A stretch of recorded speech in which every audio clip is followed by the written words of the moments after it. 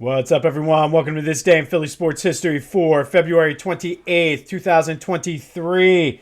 It's Tuesday. You know what that means. It's time for a little motivational moment here on this day in Philly sports history. And today I just want to go over one of my all-time favorite quotes. And I think with a lot of the things I have going on in my life, specifically with my work, podcasting, just kind of everything, I think it's very appropriate. It's from Henry Ford, and it's whether you think you can or you think you can't, you're right. And I just always love that quote because it's basically saying, you know what? If you have this negative vibe, negative attitude, and you think you can't, you're not going to be able to. So I'm a big believer in just the power of like positive energy and putting those positive things out there into the universe.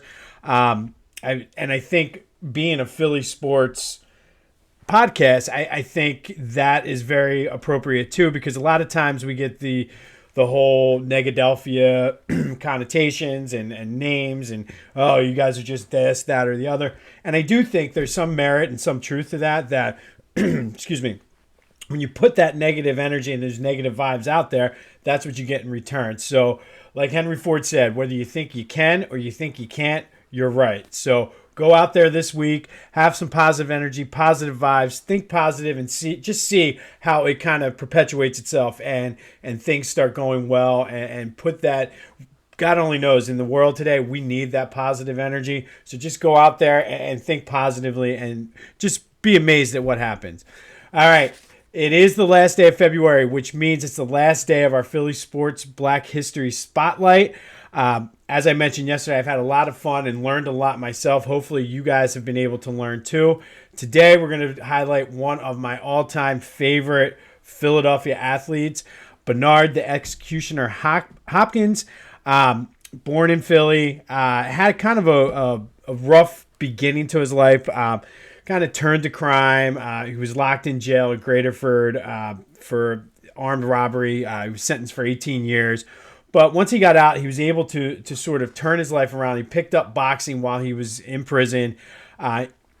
Really kind of dedicated himself to the craft, like the diet, the workouts, the training, all of that. So he came out, and his first pro fight, he lost. And then he went on to win 22 in a row before losing to Roy Jones Jr. And that was sort of at the height of when Roy Jones really took off. He lost by unanimous decision, so it wasn't like he got knocked out or anything. And unfortunately, everybody had called their entire careers for a rematch. They could never agree on the money. We talked a little bit about that earlier this month. But they did fight, but obviously it was way too late. But that was the one fight I would have loved to have seen, was the rematch of Roy Jones Jr. in his prime against Bernard Hopkins. I think that would have been, we talked about with my dad last week on Back to the Future, the fight of the century. That could have been the fight of the century. But some accolades here for Bernard Hopkins. He was a two-time undisputed middleweight champ, two-time unified world champ at middleweight and light heavyweight. He won 10 total titles at both weight classes. Some of the key people he beat Hall of Famers Roy Jones Jr., and I'm going to put an asterisk next to that one because it was at the very end of both of their careers, but Roy Jones was just a shell of himself at that time. Winky Wright, Oscar De La Hoya, which was one hell of a fight. Felix Trinidad, which was another hell of a fight, but they were all Hall of Famers. He also is the oldest boxer to ever win a title. He was 48 years old when he won the IBF Light Heavyweight Championship. He's a Hall of Famer himself, 55-8-2 over the course of his career, 32 knockouts. But I think the biggest part of his legacy is just the story of redemption. The fact that he got mixed up as a kid into crime, like I said, was sentenced to 18 years for armed robbery, got out after 5 years in Graterford, and he never turned back. There's a famous story he tells that when he left, the prison guard was like, "I'll see you when you come back here." And he's like, "Man, I ain't never coming back to this place, blah, blah, blah." And he really did. He turned his life around, and he can serve as an inspiration for a lot of people, not just young people, just people in general. And it really ties in with what our motivational quote of the day was. He believed he was going to be a great boxer, and he put that energy out there, and he did it. So today, we spotlight Bernard Hopkins, one of my favorite all-time Philly athletes, to conclude Philly Sports Black History Moment. So thank you, Bernard, for all you've done. Quick Eagles update. There had a second interview yesterday with Sean Desai, who is the for defensive coordinator. He's the Seahawks associate head coach and their defensive assistant. He's a Vic Fangio disciple, and Vic Fangio, I think the way his defenses typically are, this would be a good fit for what the Eagles have and what they like to do. They're good against points given up, yards, things like that. So they're very solid defenses, Vic Fangio. So hopefully we'll see where that goes. Sad news. Let's give a moment of silence to our old friend Carson Wentz, who was released yesterday. I saw a couple things on Twitter that why can't I think of his name? Whoever they just hired as the offensive coordinator, the guy that was with the Chiefs, took one look at Carson Wentz and was like, "Yep, you're gone." But that's kind of where we are. Don't know where he's going to end up, but I'll still, if you want to hear more about Carson Wentz, there's a Back to the Future episode. But we don't win the Super Bowl without Carson Wentz. I don't think the team tailspins as much without Carson Wentz, but there's also no Jalen Hurts without Carson Wentz. So, all right, Sixers update. Well, and then the curse of Jimmy Butler continues. They lost 101-99. James Harden had a shot to win it at the end. The shot went out, but they just got off to a sloppy, slow start, turned the ball over a ton. And again, to me, if the team comes out flat and they're doing this consistently, I think that comes and falls on the coach. So this is something we got to look into. I'm going to do this week's Back to the Future is going to be on the Sixers, so stay tuned for that. But they have not. Jimmy Butler has owned them since they let him walk. The Heat are 10-5 against the Sixers since Jimmy Butler got there.